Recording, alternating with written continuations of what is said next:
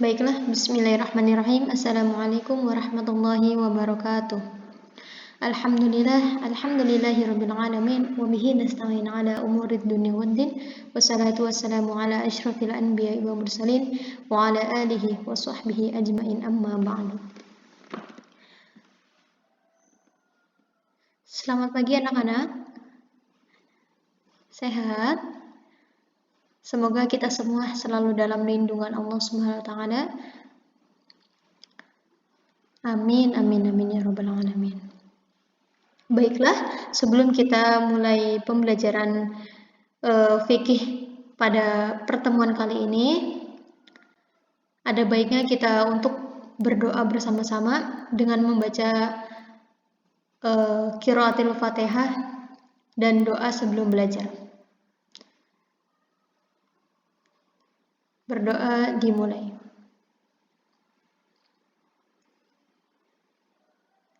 Berdoa selesai.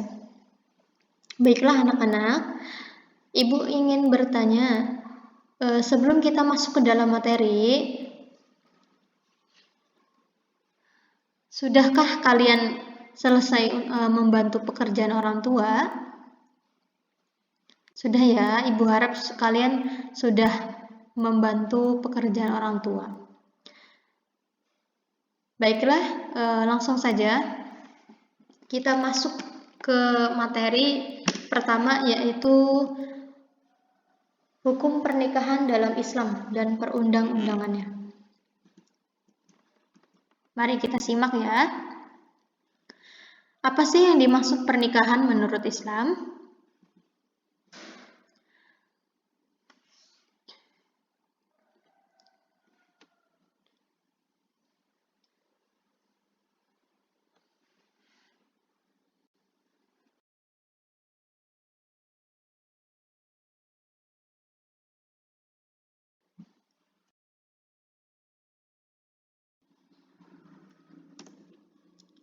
Bisa kita lihat gambarnya. Di situ ada seorang kekasih ya, yang telah halal, yang telah melakukan ijab dan qabul. Nah, pengertian pernikahan yakni menurut pasal 1 Undang-Undang Nomor 1 Tahun 1974 tentang perkawinan, yaitu ikatan batin antara seorang pria dengan wanita sebagai suami istri dengan tujuan membentuk keluarga atau rumah tangga yang bahagia dan kekal berdasarkan ketuhanan yang Maha Esa. Nah, selanjutnya ada hukum pernikahan. Yang pertama adalah hukum sunnah, yang bisa diartikan dalam hukum pernikahan sunnah yaitu apabila seorang yang telah mencapai kedewasaan jasmani dan rohani dan sudah mempunyai bekal untuk menikah, tetapi tidak takut terjerumus dalam perbuatan zina. Yang kedua adalah hukum mubah, yang diartikan sebagai bagi seorang yang tidak mempunyai pendorong atau faktor yang melarang untuk menikah. Itu hukumnya mubah ya. Nah, yang selanjutnya ada hukum wajib. Apabila seorang yang dilihat dari pertumbuhan jasmaninya sudah layak untuk menikah, kedewasaan rohaniahnya sudah matang dan memiliki biaya untuk menghidupi keluarganya. Jadi bisa dikatakan hukumnya wajib bagi seorang yang sudah siap segalanya, mau dari kedewasaannya, rohaniahnya, ataupun bekal sudah ada. Dia sudah niat untuk menghidupi keluarganya kelak setelah menikah. Nah, hukum selanjutnya adalah makruh. Bagi seorang yang dipandang dari pertumbuhannya, jasmaniahnya sudah layak, kedewasaannya, rohaniannya sudah matang, tetapi tidak mempunyai biaya untuk bekal hidup beserta istri dan anaknya. Untuk mengandalkan nafsunya dianjurkan untuk menjalankan puasa. Jadi sambil dia menunggu biayanya ada, sambil dia ikhtiar untuk memenuhi kebutuhannya untuk pernikahan, persiapan pernikahan. Jadi biar dia itu nggak mengikuti nafsunya yang lain, maka dianjurkan untuk berpuasa. Nah, hukum selanjutnya adalah hukum haram bagi seorang yang menikahi wanita dengan tujuan untuk menyakiti, mempermainkan, dan memeras hartanya. Nah, itu diharamkan ya bagi seorang laki-laki yang berniat menikahi seorang wanita tapi niatnya salah, melengsong dari agama tuh. Itu nggak boleh, diharamkan.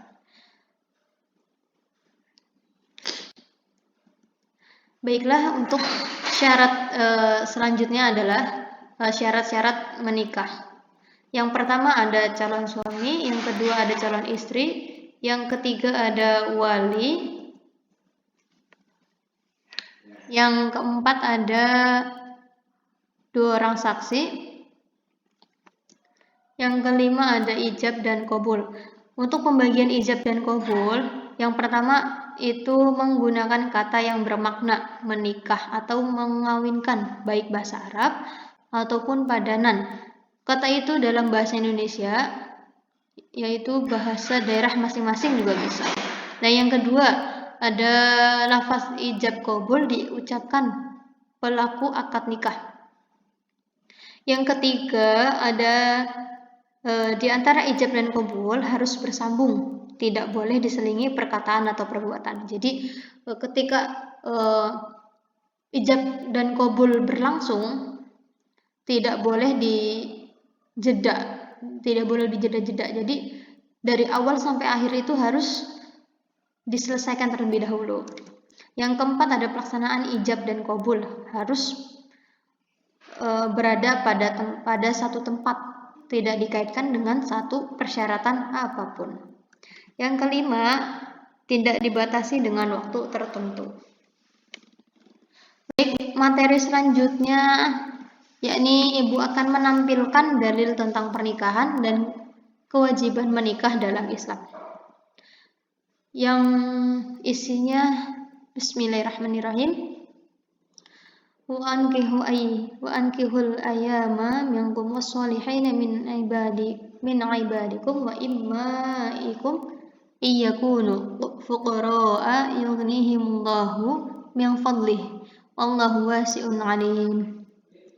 Yang artinya, dan nikahlah orang-orang yang sendirian di antara kamu dan orang-orang yang layak nikah dari hamba-hamba sahayamu yang laki-laki dan hamba-hamba sahayamu yang perempuan. Jika mereka miskin, Allah akan memampukan mereka dengan karunia-Nya, dan Allah Maha Luas pemberiannya, lagi Maha mengetahui. Quran Surat An-Nur ayat 32. Baik, untuk materi selanjutnya Ibu akan menjelaskan tentang waris dan wasiat dalam Islam.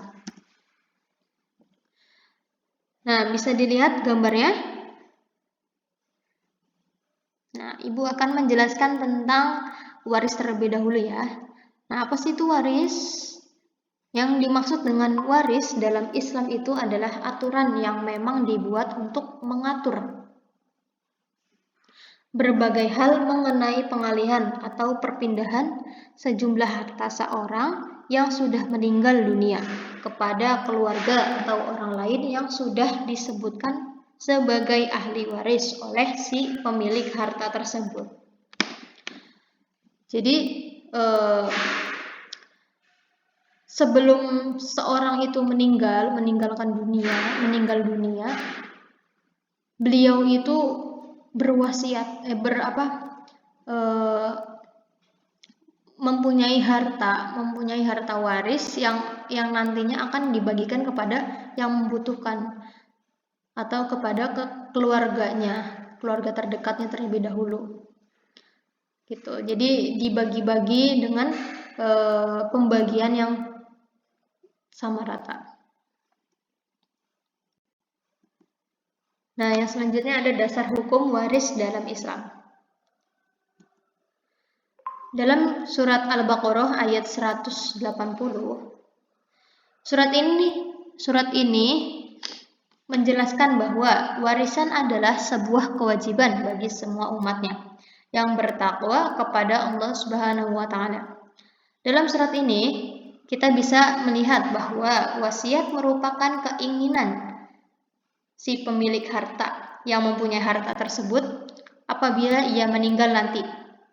Maka hartanya akan dibagikan sehingga harta duniawi bisa dipergunakan dengan baik tanpa menimbulkan konflik dari para ahli waris. Yang kedua dari surat An-Nisa ayat 11 sampai 12 yang berisikan tentang keutamaan melakukan pembagian harta warisan. Selain itu juga disebutkan mengenai bagaimana proses atau sistematika pembagian harta warisan kepada para ahli waris, sehingga jumlah bagian pembagian harta warisan serta siapa saja yang berhak menjadi ahli waris sudah dijabarkan dan dibahas secara lengkap dalam surat An-Nisa ayat 11 sampai 12. Nah, selanjutnya ada materi wasiat hukum pandangan Islam. Nah, apa sih itu wasiat? Nah, wasiat bisa diartikan sebagai pesan atau omong-omongan tentang suatu kebaikan yang akan dijalankan sesudah orang meninggal dunia, atau pembicaraan yang harus dilaksanakan, pesan dari seorang yang telah meninggal gitu. Jadi pesan sebelum meninggalnya, pesan kepada keluarganya biasanya itu disampaikan kepada keluarganya atau orang yang dia percaya. Nah, wasiat itu berasal dari kata wasa yang berarti menyampaikan atau memberi pesan atau pengampuan. Dengan arti kata lain, wasiat adalah harta yang diberikan oleh pemiliknya kepada orang lain setelah si pemberi meninggal dunia. Jadi wasiat itu salah satu barang atau harta yang diberikan oleh seseorang yang telah meninggal. Namun sebelum ia meninggal, ia berwasiat, ia memberikan pesan terkait